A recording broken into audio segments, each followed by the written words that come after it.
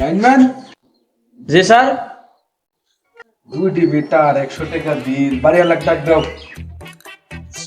ও চাচা, চাচা বাড়িতে আছেন নাকি? কে রে বা? চাচা এত বড় বাড়ি 2 মিটার বিল এত কম আছে কাহিনী কি? বাপ আমি মূর্খ সূর্খ মানুষ, অত কিছু বুঝি না, যা বিল আসে তাই দি। 20 বছর ধরে চাকরি করি এত কিছু বুঝি না, লাইনটা চেক দাও তো।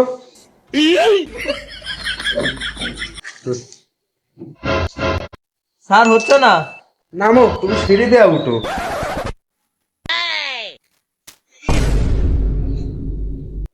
স্যার চূড়ায় লাইনের অভাব নাই।